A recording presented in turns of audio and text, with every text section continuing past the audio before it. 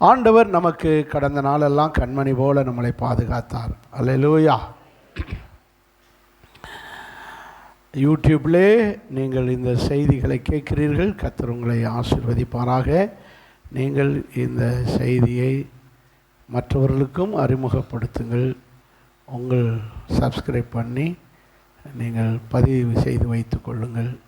ஆண்டவர் உங்களுக்கு தொடர்ந்து நல்ல செய்திகள் வரும். ஆமென். அல்லேலூயா. கர்த்தர் நல்லவர். நாம் கர்த்தருடைய வார்த்தையை கேட்க போகிறோம். 1 சாமுவேல் புஸ்தகம்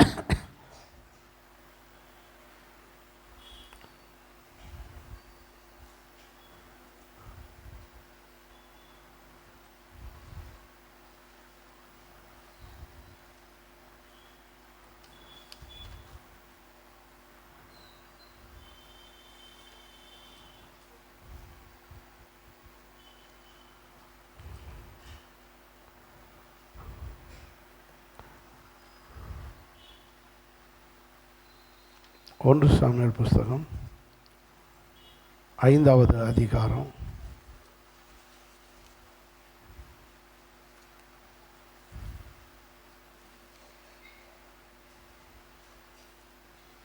17, 16, 17, 18 ஆகிய வசனங்களை நாம் வாசிக்க கேட்போம்.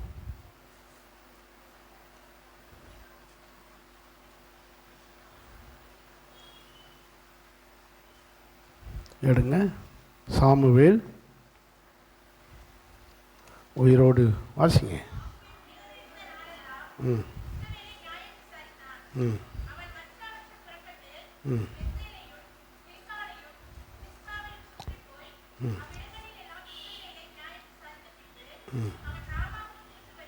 ம் ம்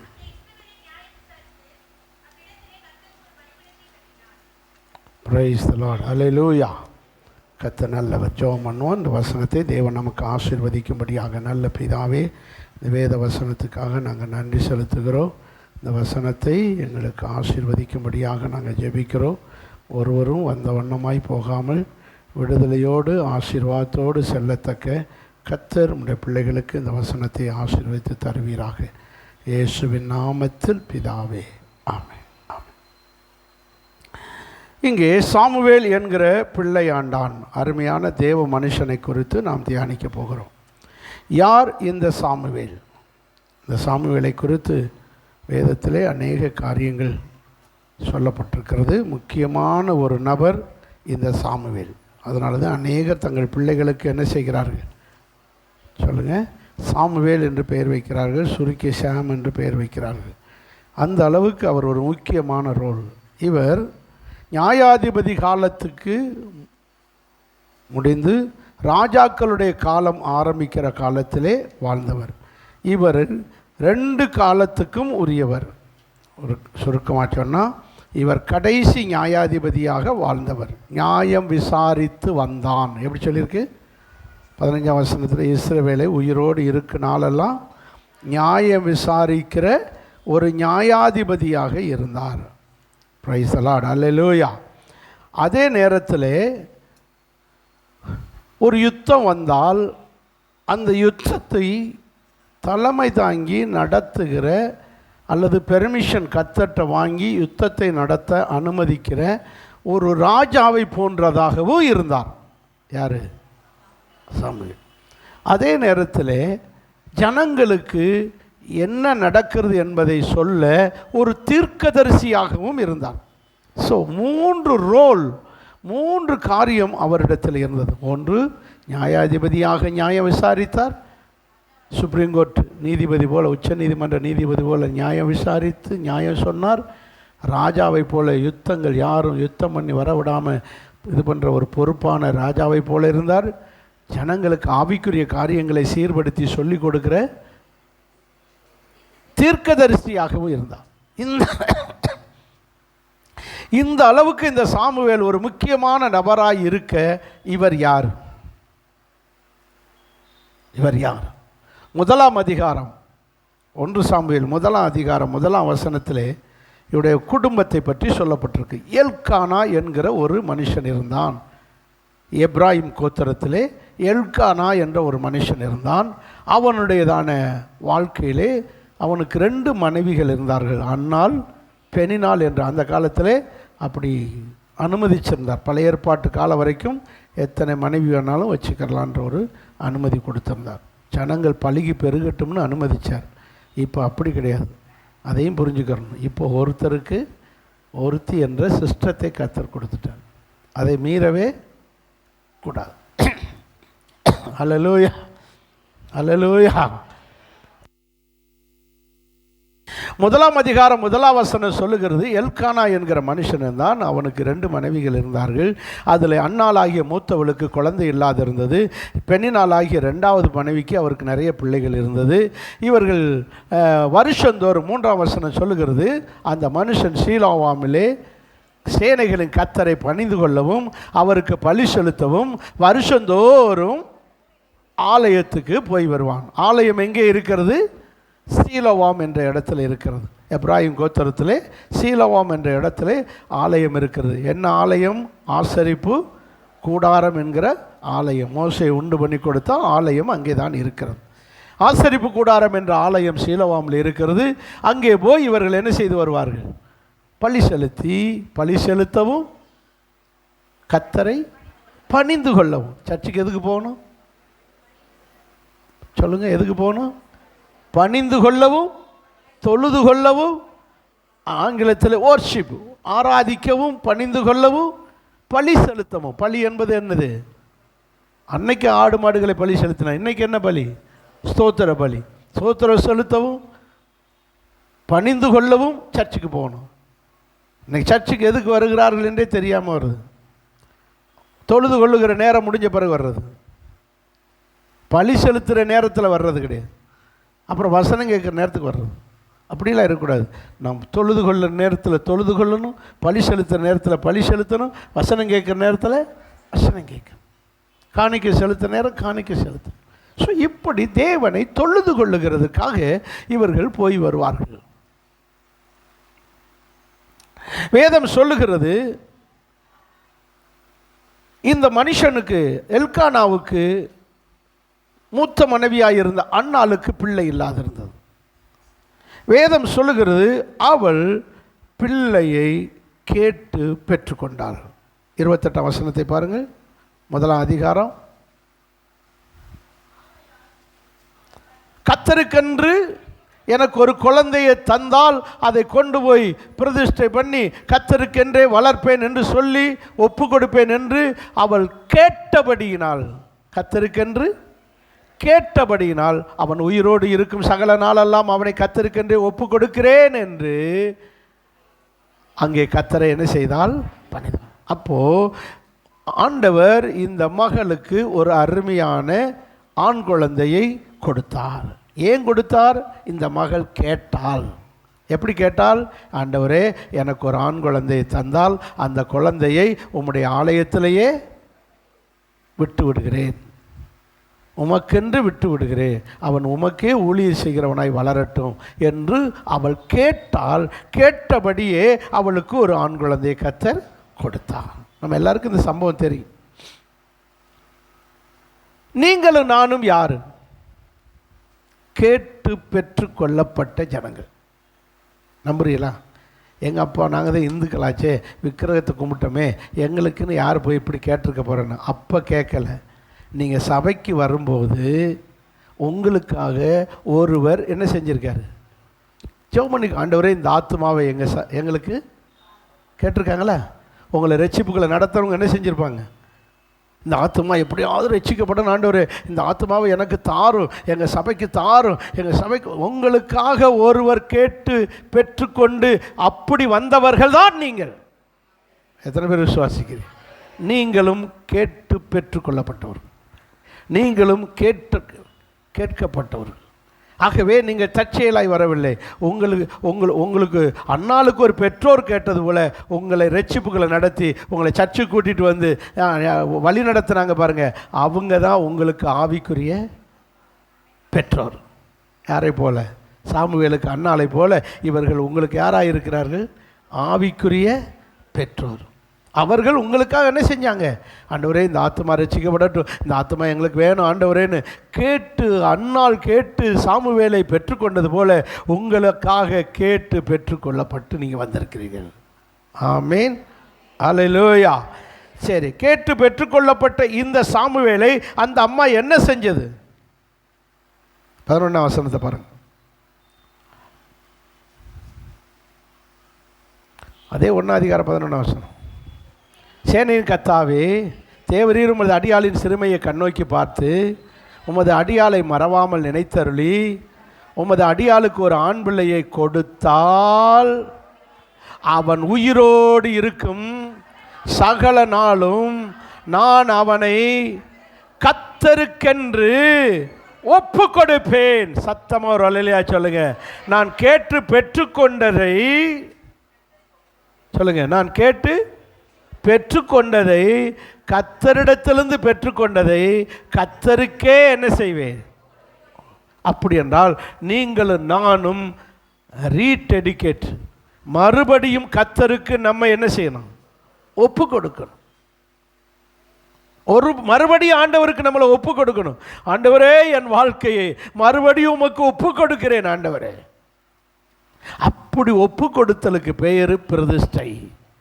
சொல்லுங்க, பிரதிஷ்டை பண்ணப்பட்ட வாழ்க்கை, ஒப்பு கொடுக்கப்பட்ட வாழ்க்கை. இன்னொரு விதத்தில் சொன்னால் நசரேய வாழ்க்கை. என்ன வாழ்க்கை? நசரேய வாழ்க்கை. அப்படி ஒப்பு கொடுக்கப்பட்ட இந்த நசரேய வாழ்க்கையை தீட்டுப்படாமல் காத்துக்கொள்ள வேண்டும். குற்றம் அப்படி தீட்டுப்படுத்தினால் அது தேவனுடைய பார்வையில் குற்றமாக இருக்கும். என்ன அந்த ஒப்பு கொடுக்கப்பட்ட வாழ்க்கையிலே தலையின் மேல் சவரன் கத்தி படுவதில்லை என்று பொருத்தனை பண்ணினாள். சவரன் கத்தி படாமல் அந்த குழந்தை வளர வேண்டும். நசரேயன் என்றால் முடியை என்ன செய்யக்கூடாது? வெட்டக்கூடாது. பிணத்தை தொடக்கூடாது. செத்த பிணத்தை என்ன செய்யக்கூடாது? தொடக்கூடாது. செத்த வீட்டுக்கே என்ன செய்யக்கூடாது? போகக்கூடாது. மதுபானம் குடிக்கக்கூடாது. போதை, மதுபானம். இப்படி நசரேயர்களுக்கென்று ஒழுங்கு இருக்கிறது. ஆனால் நம்முடைய இயேசு கிறிஸ்துவும் ஒரு நசரேயன். அவருக்கும் அதனால தான் அவர் படத்தில் பூரா அவருக்கு என்ன போட்டிருப்பாங்க? முடி வளர்த்துருவாங்க. சிம்சோன் ஒரு நசரேயன். சாமுவேல் ஒரு நசரேயன் என்றால் முடி வெட்டாமல், சவரன் கத்தி படாமல், முடி வெட்டாமல், முடியை என்ன செய்கிறவர்கள்? வளர்த்திருக்கிற நசரேயர்கள், பிரதிஷ்டை பண்ணப்பட்டவர்கள், ஒப்பு கொடுக்கப்பட்டவர்கள். அதனால தான் நம்ம ஊர் சாமியாருக்கு பூரா என்ன செய்கிறாங்க? நம்மளை காப்பி அடித்து, சிம்சோனை காப்பி அடித்து, சாமுவேலை காப்பி அடித்து, அம்புட்டு எதை வளர்த்துக்கிட்டு தெரியுது? புரியுதுங்களா? சாமியார் ஏன் முடிய வளர்த்துக்கிட்டு தராங்கன்னு. அம்புட்டு நசரேன்னு நினைப்பு அவங்களுக்கு. இப்படி முடியை வெட்டக்கூடாது. அப்படி வெட்டினால் அது தீட்டு, குற்றம். மதுபானம் குடிக்கக்கூடாது, குடித்தால் குற்றம். செத்த பிணத்தை தொடக்கூடாது, தொட்டால் அது தீட்டு. ஆனால் நம்முடைய புரட்சி தலைவர் யார்? ஏசப்பா அதையெல்லாம் மாற்றி செஞ்சார். போய் செத்த பிணத்தை என்ன செஞ்சார்? பாடையை தொட்டார். நாயின் ஒரு விதவையின் மகன் உயிரோடு எழுந்தான். ஆனால் யார் தான் அவர்? தலித்தாகுமே சிறு பெண்ணே எழுந்துரு என்று எவ்வீரு மகளை கையை பிடிச்சி என்ன செய்ய? பிணத்தை சொல்லுங்க, பிணத்தை கையை பிடிச்சி தூக்கி உயிரோடு எழுப்பி விட்டார். தொடக்கூடாது. நசரேயன்னா தொடக்கூடாது. ஆனால் செஞ்சார், தீட்டு. ஆனால் பழைய ஏற்பாட்டில் பைபிள் பிரகாரம் தீட்டானால் உடனே தீட்டு சுத்திகரிக்கப்பட வேண்டும். வாசிங்க பார்க்கலாம். என்னாகம புஸ்தகம் 6ஆம் அதிகாரம் 12ஆம் வசனம்.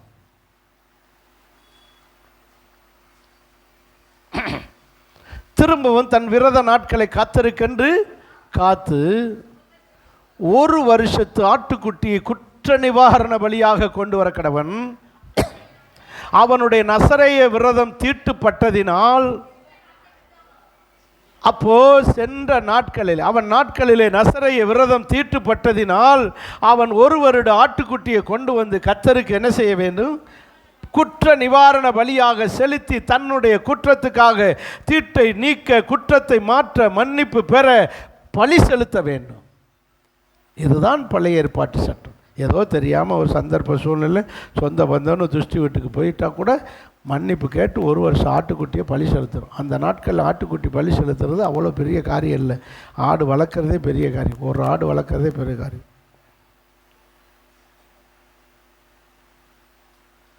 ஒரு ஆடு என்பது பெரிய பாவம், பெரிய பாவம். ஆடுகளை பலி செலுத்துவது என்பது பெரிய பாவத்துக்கு சமம்.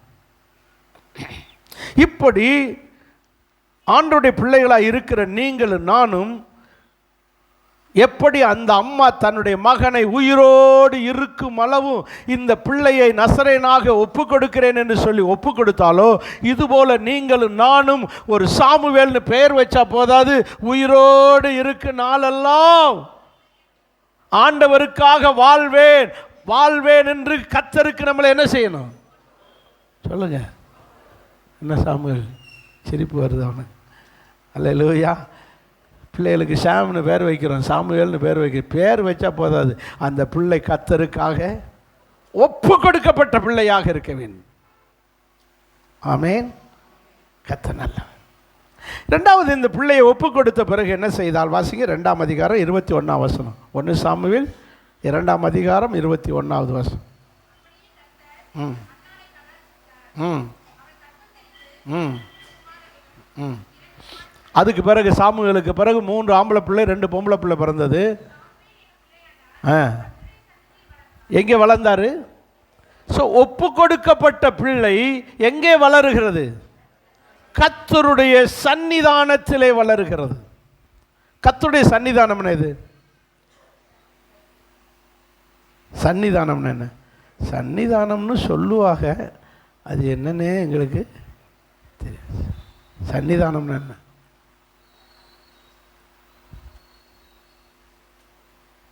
தெரியாமத்தே இருக்கீங்களா இவ்வளோ நாளா? தேவாலயமா?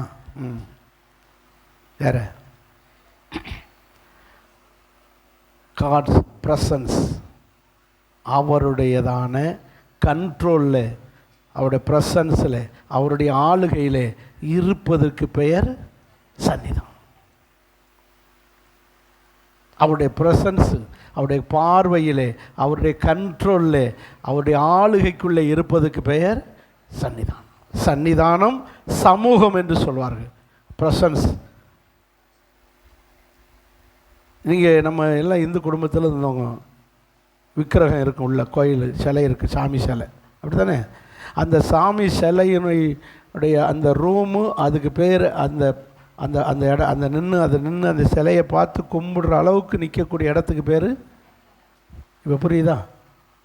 அந்த அந்த நின்று அந்த சாமி சிலையை பார்த்து கும்பிட்ற இடத்துக்கு கும்பிட்ற இடத்துக்குள்ளே நிற்கிற இடத்துக்கு பேர் சன்னிதானம். அந்த கண்ட்ரோல், பார்வை. இதைத்தான் மோசே கேட்டார். ஆண்டவரே, நீர் எங்களோடு வந்தால் தான் நான் இந்த இடத்த விட்டு போவேன், இல்லைன்னு நான் போகலை. அப்போ அவர் சொல்கிறார், ஒன்றும் பயப்படாதே, என் சமூகம் உனக்கு, என்னுடைய ஆங்கிலத்தில் என்னுடைய presence will go before you. உனக்கு முன்னாடி என்னுடைய சமூகம், என்னுடைய சன்னிதானம், என்னுடைய சமூகம், என்னுடைய ப்ரெசன்ஸ் உனக்கு முன்னாடி என்ன செய்யும். இப்படி கர்த்தருடைய சன்னிதானத்திலே வளர்ந்தார். சன்னிதானம் என்று சொல்வது ஆசரிப்பு கூடாரமாகிய ஆலயம். எங்கே இருந்தது? சீலோவாம் என்ற இடத்திலே. இந்த ஆலயத்திலே, இந்த ஆசரிப்பு கூடாரத்திலே 3 பகுதி உண்டு. ஒன்று பிரகாரம், பரிசுத்த ஸ்தலம், மகா பரிசுத்த ஸ்தலம். பிரகாரத்திலே ஜனங்கள் வந்து நின்று பலி செலுத்துகிற இடம். பரிசுத்த ஸ்தலம் என்பது ஆசாரியர்கள் கர்த்தருக்கென்று ஊழியம் செய்கிற இடம், ஊழியக்காரர்கள் நிற்கிற இடம். மகா பரிசுத்த ஸ்தலம் என்பது தேவன் இருக்கிற இடம், பலிபீடம் இருக்கிற இடம். உடன்படிக்கை பெட்டி இருக்கிற இடம். பலிபீடம், தண்ணி தொட்டி, கர்த்தருக்கென்று பலி செலுத்துகிற பலிபீடம் இருக்கிற இடம் பிரகாரம். இது ஜனங்கள் நிற்கிற இடம். அடுத்தது பரிசுத்த ஸ்தலம், ஊழியக்காரர்கள் நிற்கிற இடம். இருந்து தூபம் காட்டுறது, குத்து விளக்கு ஏற்றுறது எல்லாம் இங்கே நடக்கும். பரிசுத்த ஸ்தலம். மகாபரிசுத்த ஸ்தலத்திலே உடன்படிக்கை பெட்டி இருக்கும். தேவன் அங்கே இருந்து தான் பேசுவார். இப்போ சாமுவேல் எந்த சன்னிதானத்திலே வளர்ந்தார்? நோ, இது ஆசாரியன் மட்டும் இருக்கிற இடம். எங்கே தான் இருந்தார்? பிரகாரத்தில் தான் இருந்தார். இங்கே ஆசாரியன் மட்டும்தான் வர முடியும். இன்னும் இவனை குழந்தை யார்? சாமுவேல் குழந்தை. அங்கே தான் இருப்பார். அங்கேயே பிரகாரத்தில் சாப்பிட்டு அங்கனே படுத்து கிடப்பார். ஆசாரியனாகிய ஏலி அல்லது ஆசாரியன் எங்கே இருப்பார்? பரிசுத்த ஸ்தலத்தில் இருக்கார். தேவன் எங்கே இருக்கிறார்? மகாபரிசுத்தலத்தில் இருக்கிறார். இப்போ இங்கே இருந்து கூப்பிடுறாரு யாரை? சாமுவேலே சாமுவேலே என்று மகாபரிசுத்தலத்திலிருந்து கர்த்தருடன் உடன்படிக்கை பெட்டியிலிருந்து சவுண்டு வருது. யாருக்கு கேட்கல? பரிசுத்த ஸ்தலத்தில் படுத்து கிடக்கிற ஏலிக்கு கேட்காம சவுண்டு எங்கே வருது? சாமுவேலுக்கு. அவன் எழுந்து, அவன் ஒரு நாள் ஆண்டோடைய சத்தத்தை கேட்டதே. சின்ன பையன் பாருங்க, சண்டே ஸ்கூல் ஸ்டூடெண்ட். எழுந்து பாஸ்டர்கிட்ட வர்றான். எங்கே? பரிசுத்த ஸ்தலத்துக்குள்ள வந்து பாஸ்டர் எழுப்புறான். பாஸ்டர் கூப்பிட்டியலா? இல்லையடா. அவர் கொரட்டை விட்டு தூங்குறாரு. நான் இல்லையடா. இல்லை, நீங்கள் தான் என்னை கூப்பிட்ட மாதிரி இருந்துச்சு, அதே வந்தேன். இல்லை இல்லை, நீ போய் பாடு. மறுபடியும் அவர் கூப்பிட்றாரு. யார்? சாமுவேலே. அப்போ மறுபடியும் எந்திரிச்சு கேட்குறான், பாஸ்டர் கூப்பிட்டியலா? இல்லைடா. புரிஞ்சுக்கிட்டாரு யார் தான் கூப்பிட்டது. கர்த்தர் தான் கூப்பிட்டாருன்னு பாஸ்டர் புரிஞ்சுக்கிட்டாரு. பாஸ்டர் பேர் ஏலி. இனிமே இப்படி கூப்பிட்டா கர்த்தாவே சொல்லும் அடியேன்னு கேட்குறேன்னு சொல்கிறான். அவர் என்னத்தையும் சொல்ல விரும்புகிறார் உங்ககிட்ட வந்து. அது என்னன்னு கேட்டுக்க நீ அப்படின்னா. உடனே அதே போல் 3வது தடவை வந்து கூப்பிட்றாரு, சாமுவேலே சாமுவேல். உடனே சாமுவேல் சொல்கிறான், கர்த்தாவே சொல்லுங்க. இப்போ தான் புரியுது சாமுவேலுக்கு நம்மளை கூப்பிட்டது யார்? கர்த்தர் தான். நல்லா கவனிக்க வேண்டிய சத்தியம். அப்படி என்றால் சாமுவேல் வளர்ந்த இடம் சன்னிதானம், பிரகாரம். இந்த பிரகாரத்தில் தான் அவன் வளருகிறான். ஆனால் பரிசுத்த ஸ்தலத்தில் இருக்கிற இந்த ஏலிய கர்த்தர் கூப்பிடல, பாஸ்டர் கூப்பிடல. யாரை கூப்பிடுறாரு? இந்த ஏலிக்கு 2 பிள்ளைகள் இருக்காங்க, அவங்கள கூப்பிடல. அவங்க கர்த்தருடைய சந்நிதியில் வளரல. அவங்க தின்னு விட்டு வீட்டில் கிடக்கானுங்க. ஹலோ, பாஸ்டர் பிள்ளைகள் சாப்பிட்டுக்கிட்டு தின்னுக்கிட்டு வந்த காணிக்கையை பூரா தின்னுக்கிட்டு எங்கே கிடக்கானுங்க? வீட்டில் கிடக்காரான். ஆனால் சாமுவேல் எங்கே இருக்கிறான்? கர்த்தருடைய ஆலயத்திலே, பிரகாரத்திலே, சன்னிதானத்திலே வளருகிறான். நல்லா கவனிக்க வேண்டும். கர்த்தருடைய பிள்ளைகளை நீங்களும் நானும் கர்த்தருக்கு என்று ஒப்பு கொடுத்தவர்கள். நாம் கர்த்தருடைய சந்நிதியிலே சொல்லுங்க வளர வேண்டியவர்கள். வாரம் தேவ சமூகத்தில் வந்து முதல் பாட்டு பாடும்போதே கர்த்தருடைய ஆலயத்தில் இருந்து கர்த்தருடைய சன்னிதானத்திலே வளர வேண்டும். கர்த்தருடைய சமூகத்திலே வளர வேண்டும். கர்த்தருடைய சமூகத்திலே வளர பழக வேண்டும். கர்த்தருடைய பிரசன்னத்தில் இருக்க வேண்டும். இப்போ நல்லா கவனிச்சுக்கங்க. கர்த்தருடைய பிரசன்னத்தில், அந்த சன்னிதானத்தில் இருந்தாலே நமக்கு ஒரு குறையும் வராது. இந்த சன்னிதானத்துக்கு ஒரு சின்ன எக்ஸாம்பிள் சொல்கிறேன். இந்த எல்லா பெரிய பெரிய கடைகள்லையும், நகைக்கடையோ ஜவுளி கடைகள்லையோ எல்லா கடைகளிலும் பாருங்கள் என்ன வச்சுருப்பாங்க? ஏசி போட்டிருப்பாங்க. அது வாசலில் ஒரு ஏசி மாட்டியிருப்பாங்க பாருங்கள். ஆனந்த ஜவுளி கடைக்கு போனீங்களா? போங்க, போய் ஒரு நல்ல ட்ரெஸ் எடுத்துகிட்டு வாங்க. போகும்போது அந்த வாசல்லே என்ன இருக்கும்? அந்த ஏசி அடிக்கும். பார்த்தீங்களா? அங்கே இருக்கும் வாசல், ஆனால் இங்கே அடிக்கும் ஏசி அந்த வாசல். ஆனால் அந்த ரூமுக்குள்ளே, அந்த ஹாலுக்குள்ளே போனாலும் ஏசி இருக்கும். ஆனால் இங்கே தான் என்ன இருக்கும்? வாசலில் பூட்டாமலே ஏசி இங்கே வர அடிக்கும். இதே போல் தான் கர்த்தர் அங்கே இருப்பார். அவருடைய பிரசன்னம் இங்கே வர இருக்கும். அவருடைய வல்லமை இங்கே வர நம்மளை தாக்கும். அங்கே வர நம்மளை பிரசன்னம், அப்படி பிரசன்னம் கடந்து வரும். அதுக்கு பெயர் தான் தேவனுடைய சொல்லுங்க சன்னிதானம். தேவன் இருப்பார். அவருடைய பிரசன்னம், அவருடைய மகிமை, அவருடைய வல்லமை நம்மளை வந்து நிரப்புது பாருங்க. அவர் வந்து அப்படி உலாவி விட்டு வருவார். நம்ம ஆராதனையில் நம்ம துதிக்க ஸ்தோத்திரம் சொல்ல சொல்ல, ஸ்தோத்திரம் சொல்ல சொல்ல அப்படி கர்த்தருடைய பிரசன்னம், அப்படி ஆவியானவர் வருவார். அந்த தேவ பிரசன்னத்தில் அங்கங்கே நம்ம என்ன செய்கிறோம்? துள்ளுறோமா? அது தேவனுடைய வல்லமை வந்து நம்மளை நிரப்புகிறது, நம்மளை நிரப்புகிறது. அவருடைய பிரசன்னம், அவருடைய மகிமை நம்மளை நிரப்பி நம்மளை துள்ள வைக்கிறது. அல்லேலூயா சொல்லுங்க. காற்று வீசின உடனே ட்ரெஸ் என்ன செய்யுது? ஆடுது. அந்த ஏசி காற்று பட்ட உடனே அந்த ட்ரெஸ் எல்லாம் ஆடுது பத்தியா? அதுபோல் தேவனுடைய மகிமை வந்த உடனே, அந்த வல்லமை வந்த உடனே, அவருடைய பிரசன்னம் நம்ம மேலே பட்ட உடனே நாம் என்ன செய்ய ஆரம்பிக்கிறோம்? துள்ள ஆரம்பிக்கிறோம். இப்படிப்பட்ட பிரசன்னத்திலே, அந்த சன்னிதானத்திலேயே வளர்ந்தவர் தான் யாரு?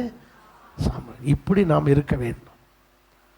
இப்படிப்பட்ட கிறிஸ்தவர்களாக இருக்க வேண்டும். ஒன்று, ஆண்டவரிடத்திலிருந்து கேட்டு பெற்றுக்கொள்ளப்பட்டவர்களாகிய நீங்களும் நானும் கர்த்தருக்கு ஒப்பு கொடுக்க வேண்டும். வாழ்நாள் முழுவதுக்கும் ஒப்பு கொடுக்க வேண்டும். பிரதிஷ்டையோடு வாழ வேண்டும். ரெண்டாவது, தேவ சந்நிதியிலேயே வளர வேண்டும். தேவ பிரசன்னம் சர்ச்சுக்கள் மட்டும் இல்லை, வீட்டில் கூடி ஜெபிச்சாலும் என்ன இருக்கணும் சொல்லுங்க? தேவ பிரசன்னம் வரணும். மண்ணு மாதிரி உட்கார்ந்துக்கிட்டு இருக்கிறது காரணம், உனக்குள்ளே என்ன இறங்கலை?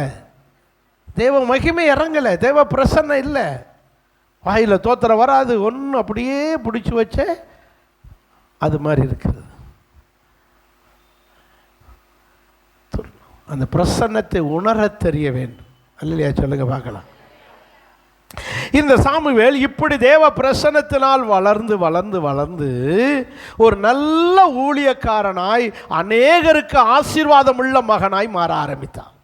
வேதம் சொல்லுகிறது, அந்த 17 வசனத்திலே வாசிங்க. 17 வசனத்திலே 1 சாமுவேல் 7 அதிகாரம் 17 வசனத்திலே, அவன் உயிரோடு இருக்கும் நாளெல்லாம், வாசிங்க 7 15 அவன் உயிரோடு இருக்கும்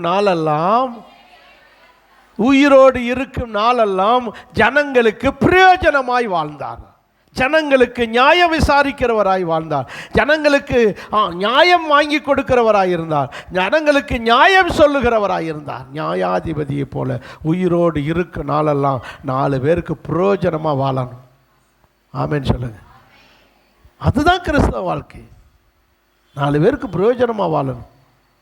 ஒரு ஒரு ஒரு மண்ணு மாதிரி ஒரு பிரயோஜனம் இல்லாத வாழ்க்கை வாழ்ந்த ஒருத்தருக்கும் சிலர் இருக்காங்க. ஒரு வீட்டில் மனைவி பிள்ளைகளுக்கே பிரயோஜனம் இல்லை. ஒரு சின்ன வேலை செய்ய மாட்டாங்க. ஒரு பொருளை எடுத்து அங்கிட்டு வைக்க மாட்டாங்க. சிலர் இப்போ சகோதரிமார் இருக்காங்க, ஒரு பிரயோஜனம் இல்லை. சில பிள்ளைகள் அப்படித்தான் இருக்காங்க. நம்ம அப்படி இருக்கக்கூடாது. நாம் தேவனுடைய சந்நிதியில் வளர்ந்தால் நம்ம மற்றவங்களுக்கு யாராக இருப்போம்? பிரயோஜனமாக இருப்போம். எல்லோரும் சேர்ந்து ஒரு அல்லேலூயா சொல்லுங்க பார்க்கலாம். இந்த சாமுவேல் என்னெல்லாம் செஞ்சார்? அப்படி பிரயோஜனமாக என்ன செஞ்சார்? வாசிங்க பார்க்கலாம். அந்த அதிகாரத்திலே 17 வசனத்திலே பாருங்கள். 16 வசனம், அதான் 16 வசனத்திலே, அவன் வருஷம் எப்படி சொல்லியிருக்கு?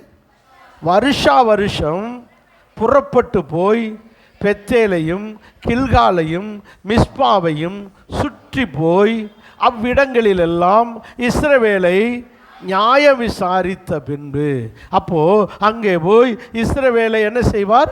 நியாயம் விசாரிப்பார். என்னென்ன ஊர்? பெத்தேல், கில்கால், மிஸ்பா.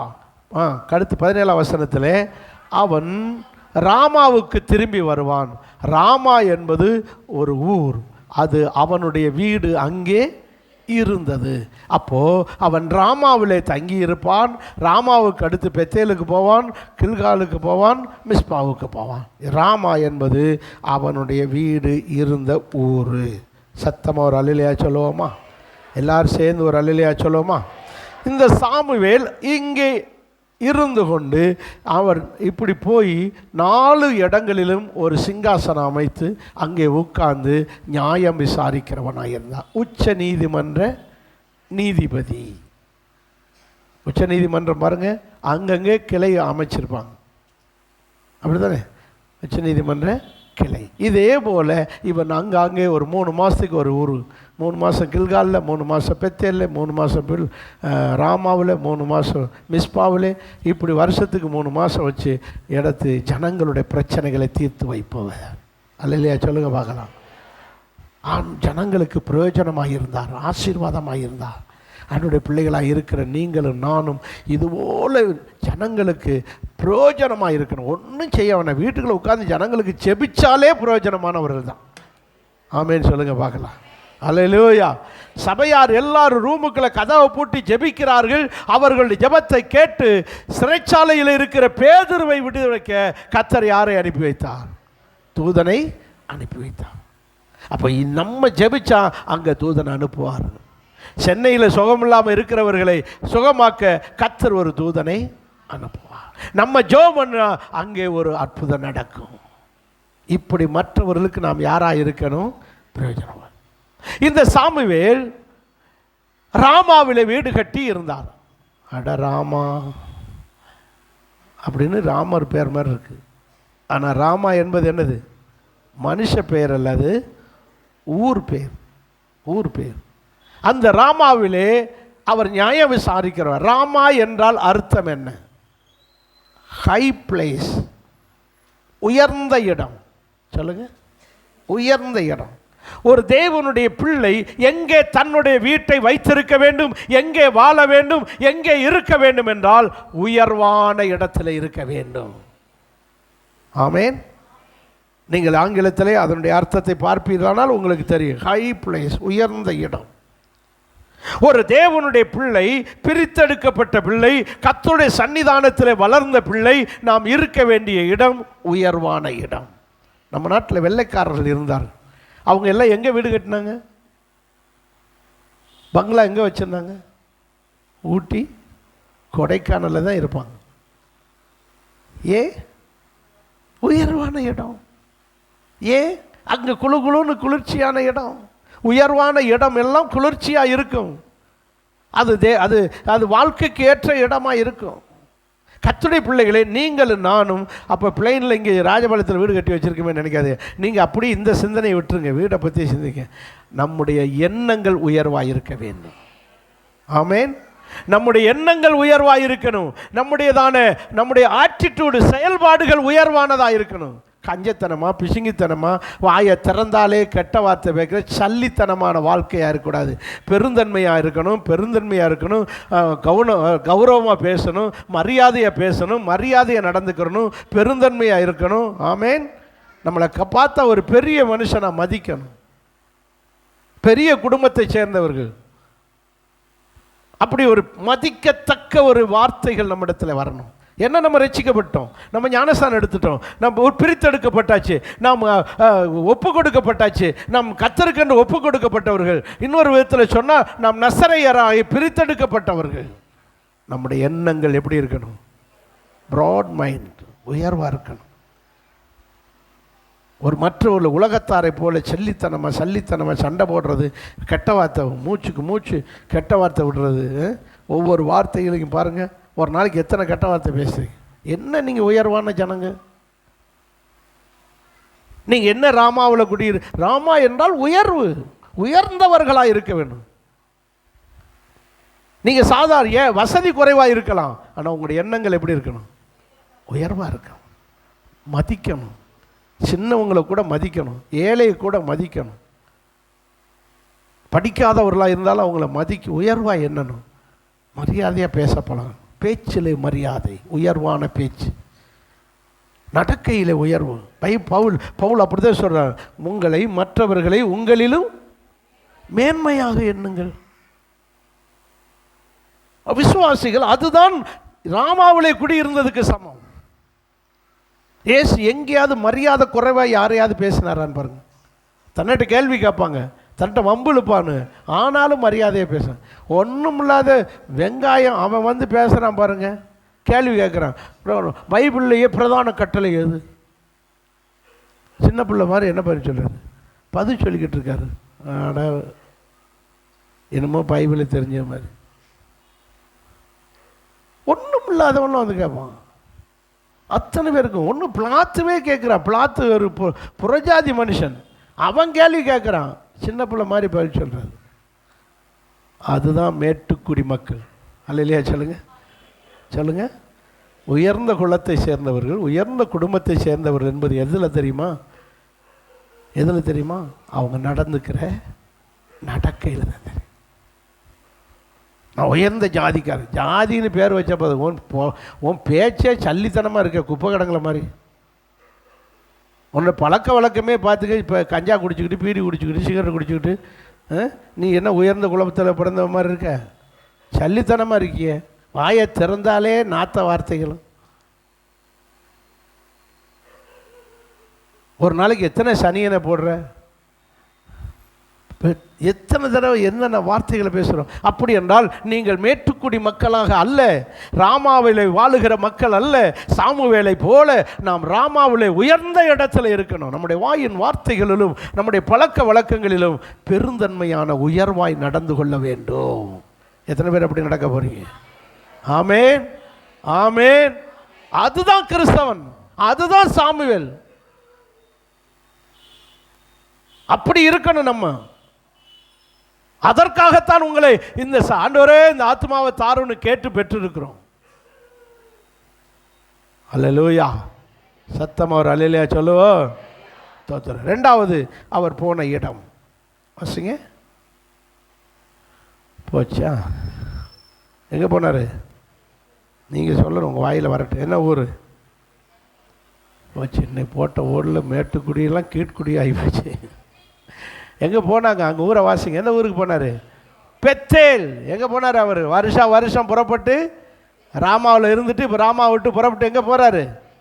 பெத்தேல் போகிறார். ஜனவரி, பிப்ரவரி, மார்ச் வரைக்கும் ராமா. ஏப்ரலுக்கு எங்கே போயாச்சு?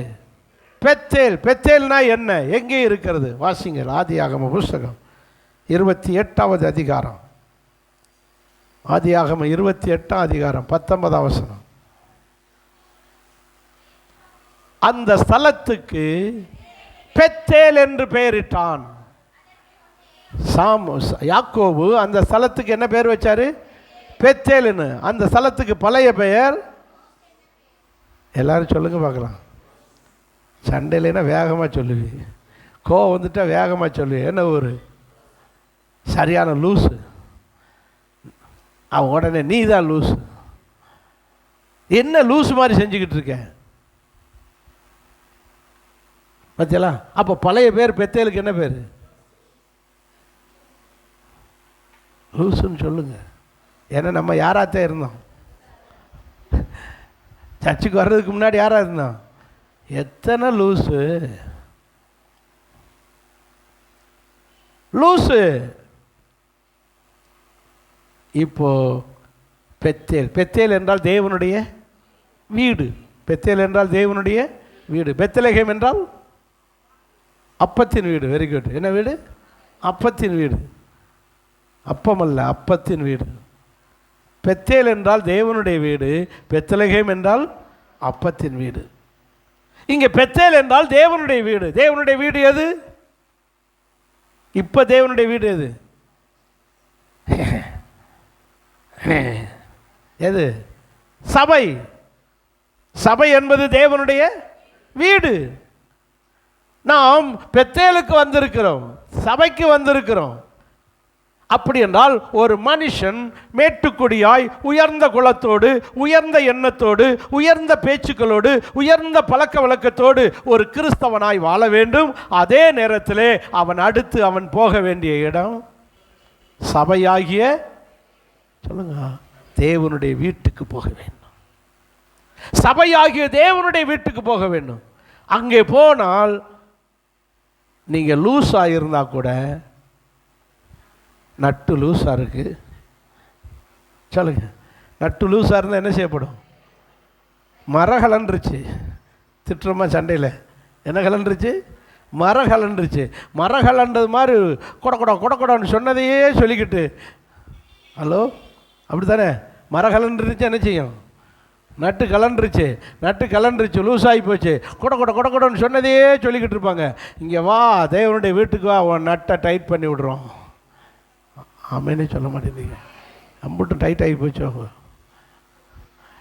தேவ சமூகம் என்பது நம்மளை டைட் பண்ணி லூஸான குணத்தை எல்லாம் சரி பண்ணி நல்ல குணமாய் மாற்றுகிற இடம்.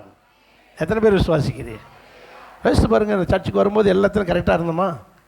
சர்ச்சுக்கு வரத்தான் எல்லாம் நம்ம வாழ்க்கையில் என்ன செஞ்சது? சொல்லுங்க, சரியாக்கப்பட்டது. இங்கே வந்த பிறகுதான் நிறைய பழக்க வழக்கங்களை விட்டோம்.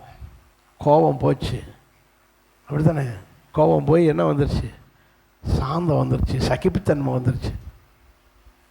ஆனாலும் அப்பப்போ நாக்கு வெளியே வந்தது. பழைய மாதிரி என்ன நினைக்கிறேன்? அப்படிலாம் இருக்கக்கூடாது. நம்முடைய சுபாவங்கள் என்ன செய்யணும்? மாறணும். தேவ சன்னிதானத்தில் வர வர, தேவ சமூகத்துக்கு வர வர, ஒழுங்காக வந்து அந்த ஜெப நேரத்தில் சபையில் கலந்து கொள்ள ஜெபிக்க ஜெபிக்க ஆவியானவர் நம்மளை நிரப்பி நிரப்பி நிரப்பி நிரப்பி நம்முடைய லூசு தனத்தை எல்லாம் சரி பண்ணி நல்ல பேச்சுக்கள், நல்ல பண்புகள், நல்ல பழக்க வழக்கங்கள், நல்ல ஒரு கிறிஸ்தவனாய் கர்த்தர் நம்மளை உருவாக்குகிற இடம் சபை என்கிற ட்ரைனிங் சென்டர். அல்லையா? சொல்லுங்கள் பார்க்கலாம். மிலிட்ரியில் போலீஸில் சேருவாங்க, போகும்போது கரடு முரடாக இருப்பாங்க, நினச்ச நேரம் எந்திரிப்பாங்க. அங்கே அப்படி நினச்ச நேரம்லாம் எந்திரிக்கவே முடியாது. கரெக்டாக 5 மணினா எந்திரி, காலில் எந்திரிச்சு ஓடு, பரேடு. அதுக்கு பேர் என்னது? பிரேடு. ஓடு, தங்கு தங்கு தங்குன்னு ஓடணும். 1 மணி நேரம் இலைக்க இலைக்க ஓடணும். ஓடி அதில் என்னென்னு கேட்டால், இது ஒவ்வொரு ஷூ கொடுத்துருப்போம், அது 1 கிலோ இருக்கும். அதை தூக்கிட்டு காலில் மாட்டிக்கிட்டு டங்கு டங்கு டங்குன்னு ஓடணும். அவ்வளோ தூரம் டயர்டாகிடுச்சு, நீ இதோட விட்டுருங்க, நீ எல்லாம் விட்டுருவாங்களா? பெண்ணுக்கு அந்த 1 மணி நேரம்னா 1 மணி நேரம் பிரேடை வாங்கிடுவாங்க. இப்படி எல்லாம் ஓடி எடுத்து தொப்பை கிப்பெல்லாம் குறைஞ்சி அப்படி வெளியே வரும்போது அப்படி ஸ்லிம்மாக வருவானுங்க பாருங்கள் அந்த ஆட்கள். பாஸ்டர் அங்கே அனுப்புனா தொப்பை குறைஞ்சிருன்றீங்களா?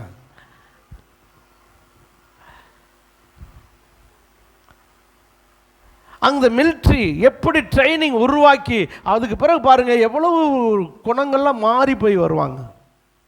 சுவாபம்லாம் மாறிடும் இந்த மிலிட்ரி போலீஸில். இங்கே இருக்கிற மாதிரி இல்லை, ரொம்ப ஒரு டிசிப்ளினாக இருப்பாங்க, கரெக்டாக இருப்பாங்க, எல்லாத்தையும் கரெக்டாக இருங்க. துணியெல்லாம் அப்படி அப்படி கிடையாது, இப்போ மடித்து வைப்பாங்க. ஏன்னா அங்கே எல்லா ட்ரைனிங் என்ன செஞ்சுருவாங்க, கொடுத்துருவாங்க. துணியை மடித்து வைக்கிறது அடாடாடாடாடா தேய்க்கிறது வைக்கிறது எல்லா ட்ரைனிங் அப்படி ஒரு ஸ்லிம்மாக உருவாக்கிடுவாங்க. அப்படி உருவாக்குகிற இடம்தான் அவை. ஆனாலும் எத்தனை பேர் துணியை மடிக்காமல் வந்தியலோ தெரியாது. பெட்ஷீட்டு உருவாக்குகிற இடம் சபை என்பது நம்மளை உருவாக்கு. தேவனுடைய பிரசன்னத்துக்கு வர வேண்டும். சாமுவேல் இந்த பெத்தேலுக்கு போனார். அந்த இடம் நம்மளை உருவாக்குகிற இடம். அதை பற்றி நிறைய சொல்கிறதுக்கு உண்டு. அங்கே அழுது ஜெபிக்கிற இடம் எது? சபை. வாசிங்க பார்க்கலாம், அந்த ஒரு வசனம் மட்டும். நியாயாதிபதி புஸ்தகம், நிறைய வசனம் உண்டு, நேரம் இல்லை நமக்கு. நியாயாதிபதி புஸ்தகம் 20வது அதிகாரம் 27வது வசனம். 27 18 தம்பி வாசிங்க.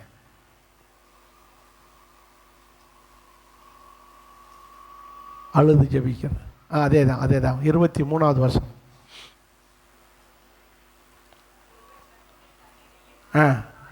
சாயங்காலம் மட்டும் என்ன செய்தார்கள்?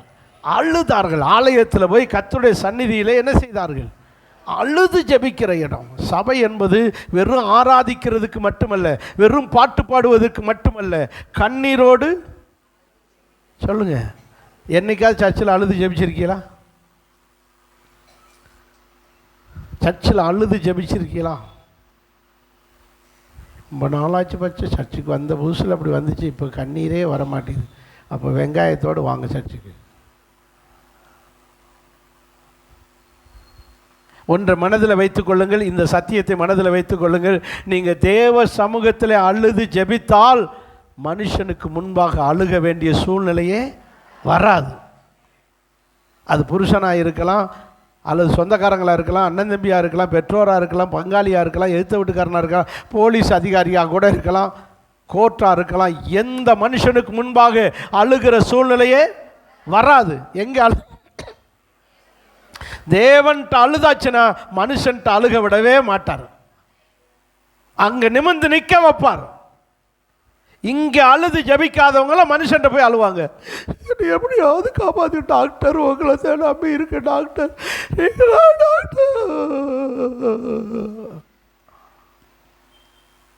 இப்படி போய் டாக்டராக இருந்தாலும் சரி, போலீஸாக இருந்தாலும் சரி, மனுஷன்ட்ட அழுக வேண்டிய சூழ்நிலையே வராது. கர்த்தர் அற்புதமாக டாக்டரை விட வேகமாக அற்புதம் செய்வார். ஏன் தெரியுமா? யார்கிட்ட அழுதுருக்கோம்? ஏசப்பாட்ட. தேவ சந்நிதியிலே அழுது ஜபிக்க. அண்ணால எடுத்துக்க அம்மாவை. யாரு? சாமுவேல் அம்மா. 1ஆம் அதிகாரம் 10ஆம் வசனத்திலே அவள் என்ன செய்தாள்? அழுதாள். அவளுடையதான சக்கலாத்தி ஆகிய பெண்ணினால் கேலி பண்ணினாள், மனமடி வாக்குவாள். அதுக்கு முன்னாடி மனுஷல்ட்ட அழுதா. இப்போ கத்தட்ட போய் அழுக ஆரம்பிச்சான். ஆண்டவரே, என்னை இப்படி மனமடிவாக்குறார், எனக்கு பிள்ளை இல்லை என்று சொல்லி மலடி என்று என்னை பரியாசம் பண்ணுகிறாள் என்று கத்தட்ட அழுதா பாருங்க. அதுக்கு பிறகு பெண்ணினாள்கிட்ட அழுகிற சூழ்நிலையே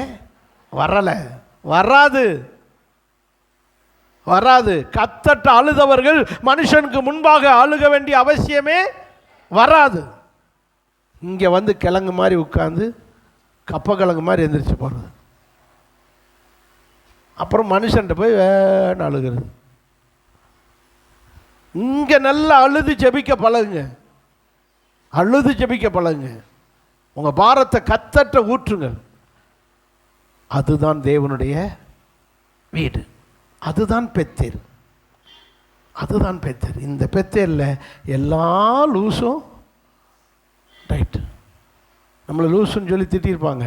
நீங்கள் நல்ல கத்தட்ட வந்து ஜெபிச்சு பாருங்கள், உங்களை பார்த்து லூசுன்னு சொல்ல மாட்டாங்க. நீங்கள் எப்படி இருக்கீங்க மரியாதை தன்னால் கொடுக்க ஆரம்பிச்சிருவாங்க. ஏன் தெரியுமா? நீங்கள் கத்தட்ட வந்து ஜெபிக்க ஆரம்பிச்சிட்டீங்க. அல்லையா? சொல்லுங்கள் பார்க்கலாம். அடுத்து மூணாவது ஒரு இடத்துக்கு போன நேரமாகறதுனால கிடக்க நம்ம மூணாவது அவர் போன இடம் வாசிங்க. என்ன ஊர்? கில்கால். என்ன ஊர்? அப்படி கில்லுங்க பக்கத்தில் உள்ளவங்க. காலை கில் கால். அப்படி பக்கத்தில் இருக்க காலை கிள்ளி என்ன ஊருக்கு போனார்? கில்கால். அப்படின்னா என்ன ஊர்? வாசிங்க. யோசுவா புஸ்தகம் 5ஆம் அதிகாரம் 9வது வருஷம். சீக்கிரம் முடிச்சிடும். கர்த்தர் யோசுவாவை நோக்கி, இன்று நீங்கள் இன்று எல்லாரும் வாசிங்க. இன்று எகிப்தின் நிந்தையை உங்கள் மேல் இராதபடிக்கு புரட்டி போட்டேன். நல்லா கவனிச்சுக்கங்க. இன்று எகிப்தின் நிந்தையை உங்கள் மேல் இராதபடிக்கு புரட்டி போட்டேன். அதனால் அந்த ஸ்தலம் கில்கால். கில்கால் என்றால் என்ன அர்த்தம்? நிந்தையை புரட்டி போட்ட இடம். எந்தெந்த இடத்துல அவமானப்பட்டமோ, எந்தெந்த இடத்துல நிந்திக்கப்பட்டமோ, அந்த நிந்தைகள் எல்லாம் புரட்டி போடுகிற இடம். சொல்லுங்க, அது எந்த ஊரின் நிந்தை?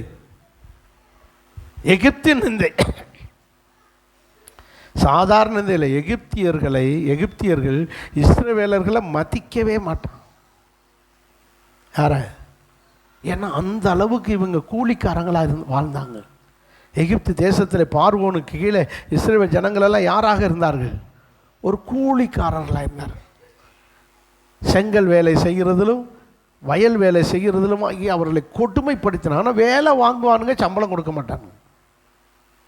கொடுமையாய் நடத்தப்பட்டார்கள். ஆலோட்டிகளாலே வாரினாலே அடித்து வேலை வாங்கினார்கள். அந்த வேலையை செய்யலைன்னா வாரில் என்ன செய்வாங்க?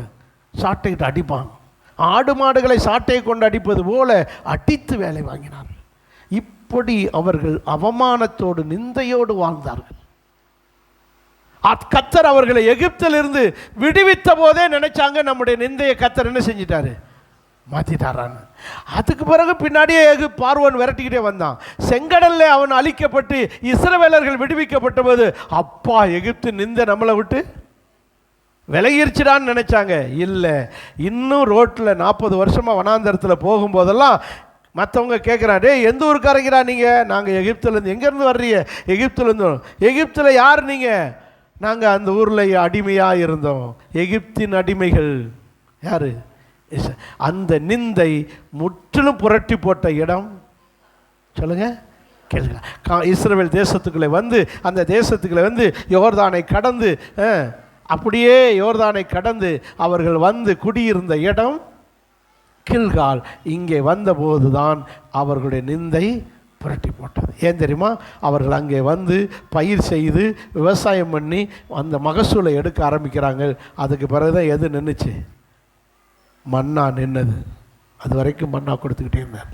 இப்படி அவர்களுக்கு சொந்த பூமியை தந்து அவர்கள் இனி நாங்கள் எகிப்தின் அடிமைகள் அல்ல, இந்த தேசத்தின் மண்ணின் மைந்தர்கள் என்று அழைக்கப்படுவதற்கு ஏதுவாக அந்த இஸ்ரவேல் தேசத்தில் கொண்டு வந்து அவர்களை சேர்த்த இடம் கில்கால். கர்த்தருடைய பிள்ளைகளே, நீங்கள் சபைக்கு வந்திருக்கிறீர்கள். நீங்கள் பிரித்தெடுக்கப்பட்டவர்கள், தெரிந்து கொள்ளப்பட்டவர்கள், நசரேயனாய் இருக்கிறீர்கள். ஆண்டவரிடத்திலிருந்து கேட்டு பெற்றுக்கொள்ளப்பட்ட ஜனங்கள் தான். ஆனால் அதே நேரத்தில் நீங்கள் போக வேண்டிய அடுத்த இடம் பெத்தேலாகிய தேவனுடைய வீடு, தேவனுடைய சபைக்கு வந்து போகிறது நல்லது. ஆனால் அடுத்து போக வேண்டிய இடம் கில்கால். ஏனென்றால் இந்த கில்கால் என்றால் சரியான அர்த்தம் சர்க்கிள், வட்டம். வட்டம்னு அர்த்தம். நீங்கள் ஒருபோதும் மறக்காமல் திரும்ப திரும்ப சர்க்கிள் போல நினைக்க வேண்டிய காரியம் எகிப்திலே பட்ட நிந்தை.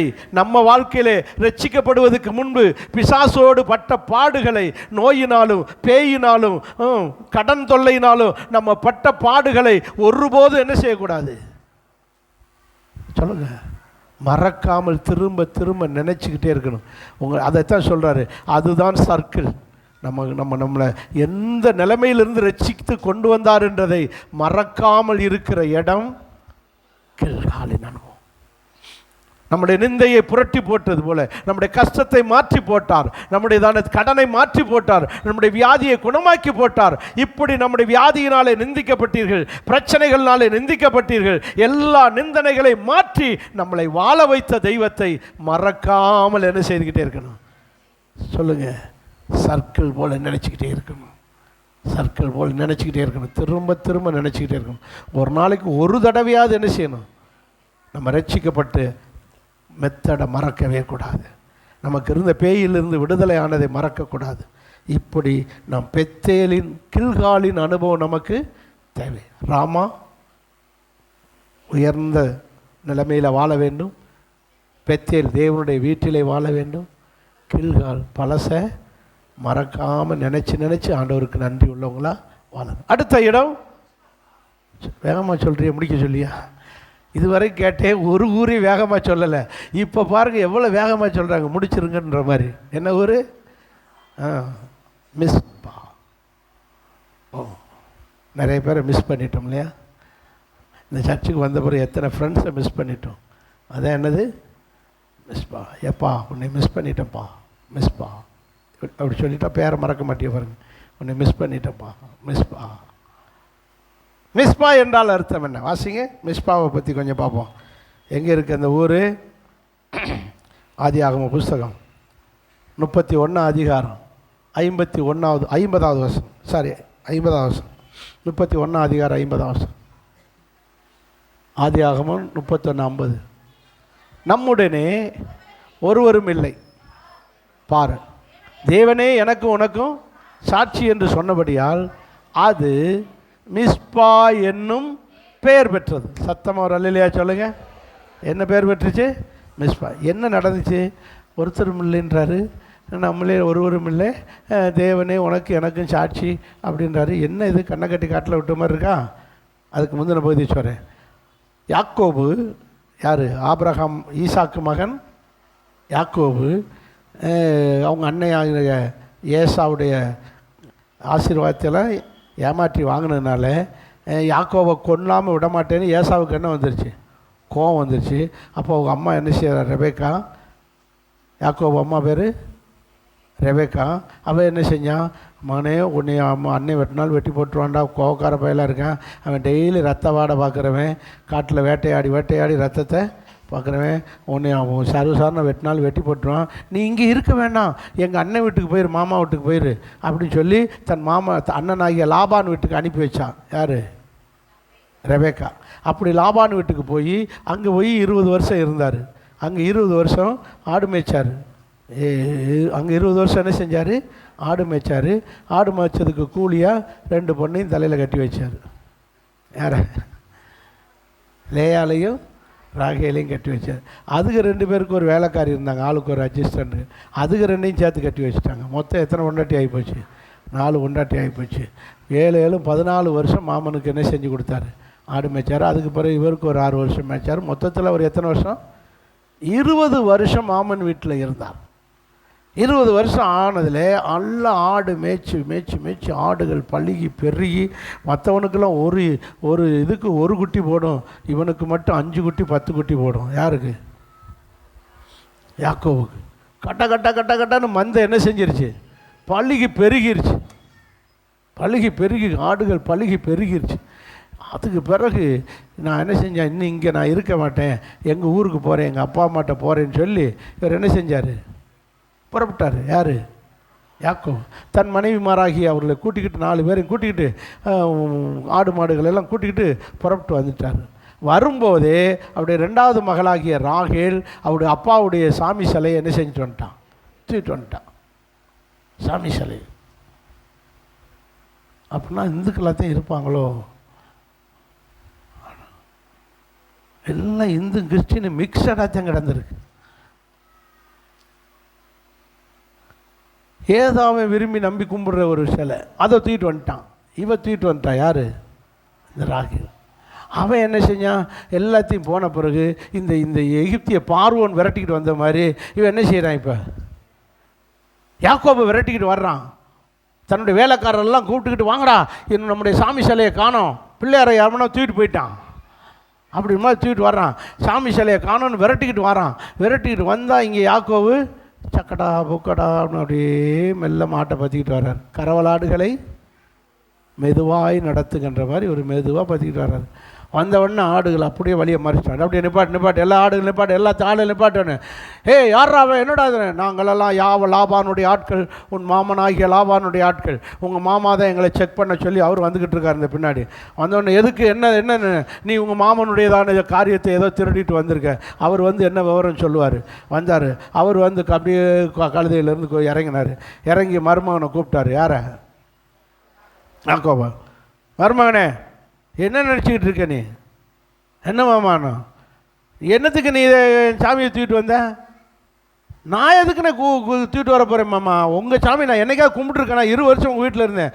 உன் சாமியை கும்பிடணும். எங்கள் அப்பன் சாமி இருக்கும்போது எதுக்கு உன் சாமியை கும்பிட போகிறேன்? எங்கள் அப்பன் சாமி ஆபிரகாமின் தேவன், ஈசாப்பின் தேவன், யாக்கோபின் தேவன், பரலோகத்தின் தேவன், அவரை கும்பிட்டுக்கிட்டு இருக்கேன். நானே சர்ச்சுக்கு போகிறவனாச்சே, எதுக்கு ஓன் சாமியை கும்பிட போகிறேன்? நீ என்ன விளையாட்டு பண்ணிக்கிட்டு இருக்கேன் நீங்கள்? இல்லை, என் சாமியை காண, நீ தான் எதை தூக்கிட்டு வந்துட்ட அப்படின்னு சொல்லி பஞ்சாயத்து நடக்குது. டேய் 50 பேர் தேடுங்கடா அப்படின்னு சொல்லி அவன் கூடாரத்தை பூரா தேடுறாங்க. கூடாரத்தை தேடுறாங்க, பெட்டி படுக்கையை தேடுறாங்க, மூட்டை முடிச்சு துணி பையெல்லாம் அவுத்து பார்க்குறாங்க, எல்லாத்தையும் தேடுறாங்க, யாக்கோபை தேடுறாங்க. எல்லாம் அவருடைய வேலை பண்ணும். லேயாளுக்கு லேசாக புரிஞ்சு போச்சு. யாருக்கு? ராகேலுக்கு.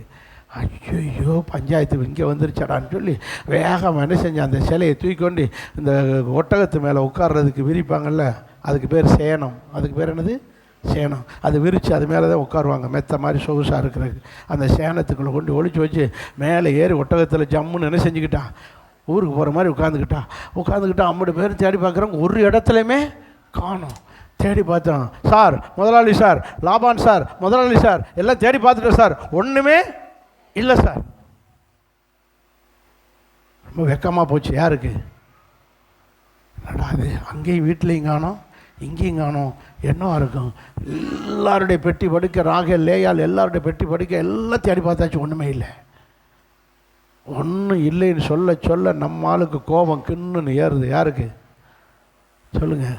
என்னை திருட்டு பட்டம் காட்டிட்டிய நீ என்னை திருட்டு பட்டம் சுட்டி என்னை செக் பண்ணிட்டிய. நீலாம் ஒரு மாமனாடா, நீ பொண்ணு கொடுத்துருக்கிய. நீ என்னை 20 வருஷமாக உன் கூட இருந்து என்னை யாருன்னு தெரிய வேணா, உன் சாமி பக்கம் ஏறெடுத்து பார்த்துருப்பேனா? அதை எதுக்கு நான் தூக்கிட்டு வர போகிறேன்? அங்கேயே கும்பிடாதவன் இங்கே கொண்டாந்து கும்பிட போகிறேன் நினச்சியா? நீலாம் ஒரு மாமனா? தகராறு ஆரம்பிக்குது. யாரா இருக்கு? மாமனுக்கும் மருமகளுக்கும். கோபத்தில் மருமையை அடித்தாலும் அடித்து போட்டுருவான்னு பயந்து இப்போ ஒரு சமரசத்துக்கு வரேன். அதுதான் இந்த வசனம். வாசிங்க. இப்போ புரியுதா சமரசம்? இப்போ வாசிங்க, புரியும். நம்முடனே பஞ்சாயத்து பண்ணி வைக்க, நமக்குள்ளே ஒருத்தருக்கு ஒருத்தர் பஞ்சாயத்து பண்ணி வைக்க சொல்லுங்கள், ஒருவரும் இல்லை. ஏன்னா இங்கே குடும்ப பிரச்சனை ஆகி போச்சு. மாமனும் மருமகனும் பிரச்சனை, அது காட்டுக்குள்ள பிரச்சனை, நடு ரோட்டில் பிரச்சனை, காட்டுக்குள்ள பிரச்சனை. நமக்குள்ளே பஞ்சாயத்து பண்ணி வைக்க ஒருவரும் இல்லை. அடுத்து, தேவனே உனக்கு எனக்கும் சாட்சி என்று சொன்னபடியால். இனிமேல் நமக்குள்ளே யாரும் இல்லை. நான் எடுக்கலைன்றது, நான் ஒன்று எடுத்தேன்னு குற்றப்படுத்தினதுக்கு உண்மை, நீ எடுக்காமல் நிரபராதியாக இருக்கிறது உண்மை. ஆகவே நமக்குள்ளே எந்த பஞ்சாயத்தும் வராதபடி, மேலும் எனக்கு நீ எந்த தீங்கு செஞ்சிடாதபடி, நானும் உன்கிட்ட எதுவும் நடந்துக்கிறாதபடி, நமக்குள்ளே ஒரு சமரசமாக போகும்படி உனக்கும் எனக்கும் தேவனே யாராக இருப்பாராக? சாட்சியாக இருப்பாராக. அதனுடைய அர்த்தம் என்ன? நீ எனக்கு பதிலுக்கு பதில் என்னை இது திருட்டு பட்டம் சூட்டினதுக்காக என்னை ஏதாவது பண்ணிடாத அப்படின்னு பயந்து என்ன செய்கிறான்? சமரசத்துக்கு நிற்கிறான், சாட்சிக்கு நிற்கிறான். என்னை ஒன்றும் பண்ணிடாத. ஏன்னா அந்த யாக்கோபு முரட்டு பையன் சமரசத்துக்கு நிற்கிறான். இப்படி சமரசம் செய்து கொண்ட ஒரு இடத்துக்கு பெயர் மிஸ்பா. அப்போது முதல்ல நம்முடைய ராமாவாகிய உயர்ந்த எண்ணத்தோடு வாழ வேண்டும். பெத்தேலில் போய் தேவனுடைய வீட்டில் போய் நாம் என்ன செய்ய வேண்டும்? சரியான வாழ்க்கை வாழ வேண்டும், சீர்படுத்தப்பட வேண்டும். லூசுகள்லாம் டைட்டாக வேண்டும். அடுத்தது கில்காலில் போய் நம் பழைய வாழ்க்கையை மறக்காமல் நினச்சி கர்த்தருக்காக நன்றி உள்ளவர்களாய் வாழ வேண்டும். அடுத்து யாரோடு சண்டை சச்சரவு இல்லாமல் சமாதானமாக, நம்ம மேலே பழியே சொன்னாலும் குற்றமே சாட்டினாலும் பழி வாங்காமல், யாருக்கும் தீங்கு செய்யாமல் ஒரு சமரச வாழ்க்கை, சமாதான வாழ்க்கையாய் வாழ பழக வேண்டும். இப்படி ஒரு நல்ல வாழ்க்கை வாழ்ந்தவர் சாமுவேல். அதுபோல் நாமும் வாழுவோம். கர்த்தர் நம்மை ஆசீர்வதிப்பார்.